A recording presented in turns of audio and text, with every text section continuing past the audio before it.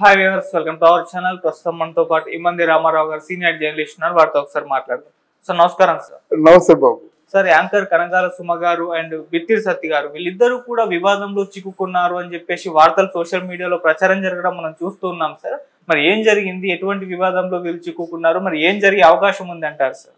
అంటే ఇక్కడ సుమ గారి చేసిన తప్పే లోగడ జయసుధతి కూడా చేసింది.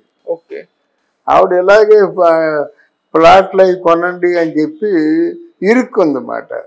సజీవ సాక్షింక బ్రతికే ఉంది. ఓకే, ఆవిడ మీద కూడా ఎలాగే ఎదురు తిరిగారు.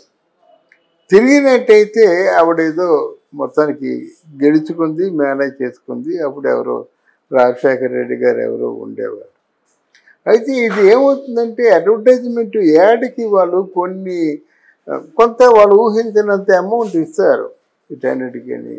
మరి థమ్స్అప్ తాగండి చిరంజీవి ఇచ్చారు, తాగినాడు చచ్చిపోతే దానికి చిరంజీవి కారకుడా. అలాగే మన మహేష్ బాబు ఇచ్చాడు, అలాగే ఫెయిర్ అండ్ లవ్లీ త్రిష ఇచ్చింది. ఫెయిర్ అండ్ లవ్లీ వచ్చినట్టయితే నా ముఖం అంతా పాడైపోయింది, పూర్తిగా అన్సీన్గా ఉన్నాను అని చెప్పినట్టయితే ఆవిడే కారకురాలు కాదు కదా. అంటే వీళ్ళందరూ మీ మీద నమ్మకంతో కొన్నాం అన్నది కేవలం ఒక వంక. ఆవిడ మీద అంటే ఆవిడ ద్వారా సమర్థురాలు గనక డబ్బు విషయంలో కొంత కాకపోతే కొంతైనా ఆవిడ అడ్జస్ట్ చేయకపోతుంది అనేటువంటి ఒక ఆశ కొద్దీ వచ్చారు. కానీ యాక్చువల్గా అడ్వర్టైజ్మెంట్ చేసేవాళ్ళు దానికి ఎట్టి పరిస్థితుల్లో కూడా వాళ్ళకి వీళ్ళకి సంబంధం ఉండదు. సువర్ణ భూమి ఉందండి, విశ్వనాథ్ గారు ఉన్నారండి, ఇప్పుడు ఎవరిని అడుగుతారు కదా. హలో ఏంటి అయితే వీళ్ళు ఒక అప్పుడే కొంచెం ముందు చూపుతూ ఒక క్లారిఫికేషన్ తీసుకోవాల్సింది. ఇది కేవలం ఏడ మాత్రమేనటువంటి క్లారిఫికేషన్ డీటెయిల్ తీసుకుంటే బాగా ఉండేదన్నమాట. అయితే ఇది కొంత సుమ కెరీర్లో కొంచెం ఊహించని పరిణామమే. ఎంతో కొంత నష్టపోయేది మాత్రం ఖాయం. కొంతమంది ఉంటారు, కొంతమంది ఉండి ఎంతైనా కావాలంటారు. ఇంత నష్టపోయారు, దాంట్లో 5% ఇవ్వండి అంటే ఇవ్వాలి కదా కొంతమందికి. అంటే మానవత్వం కదా. కానీ మొత్తానికి ఆవిడ జీవితంలో ఇది కొంచెం కెరీర్లో మాత్రం ఒక మచ్చగా మిగిలిపోతుంది. ఇంకా సార్ బిత్తిరి సత్తి గారు విషయానికి వస్తే ఆయనదే ఎటువంటి వివాదాలు చిక్కుకున్నారు సార్? ఇక్కడ ఆయనకి కేవలం ఆ భాష, ఆ మాండలికం ఇవి ఆయన పేరు తీసుకొచ్చాయి. అది బిత్తిరి సత్తిగా ఉండాలి, కానీ అదొక వేదం చదివిన బ్రాహ్మణుడిలాగా ఉండకూడదు కదా. వేదం చదివినప్పుడు వేదంలా చదవాలి, భగవద్గీతని భగవద్గీతలా చదవాలి.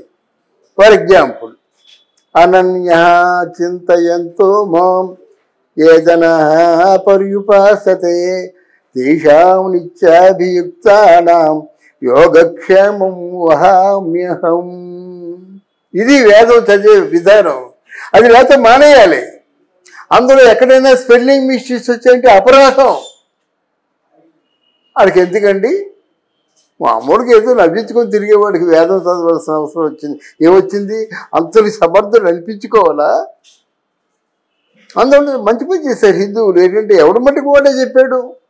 శ్లోకం చెప్పడానికి ఒక రైమ్ ఉంటుందండి, ఒక మ్యూజిక్ రిథమ్ ఉంటుంది. అన్ని వేదాల్లోంచి పుట్టుకొచ్చినాయి కదా. అందువలన ఇది సామవేదంలోంచి పుట్టిందే సంగీతం. సంగీతాన్ని మిక్స్ చేసిందే భగవద్గీత. ఆ భగవద్గీత చెప్పినప్పుడు సమర్థుడు చెప్పాలి, లేకపోతే హిందువుల మనోభావం తప్పకుండా దెబ్బతింటాయి. ఒకసారి ఇలాంటి త్వరగా తగిలినట్టయితే బిత్తిరి సత్తికి అప్పుడు తెలుసుకుంటాడు. నిన్నెవడు చదవమని చెప్పాడు, నువ్వేం అంటే నువ్వు వేదం పరిపూర్ణంగా అర్థం చేసుకొని చదువు. వేదం అనేది ఊరకనే పట్టుబడుతుంది. అది ఆ దీక్షలో ఉండి, ఆ తపస్సులో ఉండి, ఆ విధంగా ఆ దేవుడి మీద మనసు నిమగ్నం చేసి నేర్చుకోవాల్సింది. ఆయన దేవుణ్ణి నేర్పిస్తాడు నీకు. నువ్వు నేర్చుకుంటున్నావు అన్నది మాత్రం కేవలం నీ తాలూకు భ్రమ. ఒక వాక్ మనం చెప్పుకుంటున్నామంటే ఈ ధారణ ఎలాగ పుస్తకం కానీ టీవీ కానీ ఈ సెల్ ఫోన్లు చూడకుండా చెప్పుకుంటున్నామంటే ఈ ధారణ ఇచ్చింది ఎవరు? సరస్వతీదేవి. ఆవిడ్ని ఒడంబడికి పడతాం మా తల్లి, నా వాచక స్పష్టత బాగా ఉండి మంచి ధారణ నువ్వు అని మనం వేడుకుంటే వచ్చేది ఇది కాదు. నేనని నా అంతటా నేను నా పైత్యం నేను ప్రకోపించుకున్నట్టయితే ఇలాగే అభాసు పాలైపోతాం. అలాగే మన మహేష్ బాబు ఇచ్చాడు, అలాగే ఫెయిర్ అండ్ లవ్లీ త్రిష ఇచ్చింది. ఫెయిర్ అండ్ లవ్లీ వచ్చినట్టయితే నా మొహం అంతా పాడైపోయింది, పూర్తిగా అన్సీన్గా ఉన్నాను అని చెప్పినట్టయితే ఆవిడే కారకురాలు కాదు కదా.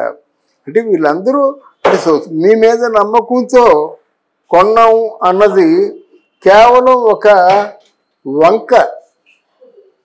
ఆవిడ మీద అంటే ఆవిడ ద్వారా సమర్థురాలు గనక డబ్బు విషయంలో కొంత కాకపోతే కొంతైనా ఆవిడ అడ్జస్ట్ చేయకపోతుంది అనేటువంటి ఒక ఆశ కొద్దీ వచ్చారు. కానీ యాక్చువల్గా అడ్వర్టైజ్మెంట్ చేసేవాళ్ళు సార్ ఇప్పుడు మరి ఈ వివాదాలు వాళ్ళ కెరీర్ పైన ఏమన్నా ప్రభావం చూపిస్తాయి? తప్పకుండా చూపిస్తాయండి. వివాదాలు ఏవైనా కెరీర్ పైన ప్రభావం చూపిస్తాయి అన్నమాట. ఇప్పుడు నీ అంటున్నాడు కదా, నీకెందుకు బాబు కామెడీగా చేసుకుంటుండు, నీకెందుకు లేనిపోతే దాంట్లో తలపెట్టావు అంటే హిందువులు అంటే తక్కువ వాళ్ళు కాదు. వాళ్ళ మనోభావాలు దెబ్బతిన్నట్టయితే లాగి పారేస్తారు, కోర్టులో పిటిషన్ వేస్తారు, కూర్చుంటా నువ్వు. మరి దెబ్బతిన్నట్ట. ఇకపోయినట్టయితే సొమ్ము అంటే సొమ్ము కొంత ఉన్నటువంటి ఇన్ఫ్లుయెన్స్కి ఆవిడ ఏదో విధంగా నెక్కు వస్తుంది. అయినా డ్యామేజే కదా, రోజులు పోతాయి కదా. ఎవరో అఫీషియల్స్ని కలుసుకోవాలి. సొమ్ము అంటే చాలా విపరీతమైన గౌరవం పవన్ కళ్యాణ్ గారికి ఉంది. అంత గౌరవం ఉన్నవాడే సొమ్మకి నేను అభిమాని అని చెప్పుకున్నారు. ఇంకా సొమ్మకు వచ్చినటువంటి గొడవ ఏముంది? అది తాలూకు ఉద్దేశం. సార్ సుమ గారు అయితే కేసు పట్ల రియాక్ట్ అయ్యారు సార్, వివాదం పట్ల. అంటే డీల్ ఎప్పుడో అది అయిపోయింది, అనవసరంగా వీళ్ళు ఇప్పుడు ఇది చేస్తున్నారు, నాకు సంబంధం లేదన్నట్టుగా మాట్లాడితే వాళ్ళు ఊరుకుంటారండి. అది క్వశ్చన్ ఆఫ్ కాన్ఫిడెన్స్. నేను నమ్మి కొన్నా ఉంటున్నారు, అది అబద్ధం కావచ్చు. వాళ్ళ ఎలిగేషన్ కూడా కరెక్టే కదా. రేపు మనం లైగర్ సినిమా ఫెయిల్ అయిపోయింది, పూరి జగన్నాథ్ మీద ఎందుకు కేసు పెట్టారు? నిన్ను నమ్మి కొనుక్కున్నావయ్యా కోర్టు ఇచ్చి, దీనికి ఏం చెప్తామంటే ఆస్తులు ఆమె కట్టలేదు కదా. నువ్వంటే ఒక గౌరవం ఉంది సంఘంలో, అందువల్ల నిన్ను రక్షించే వాళ్ళు మా కళ్ళెదురే కనిపిస్తున్నారు. అంతకీ దబాయించడం లేదు.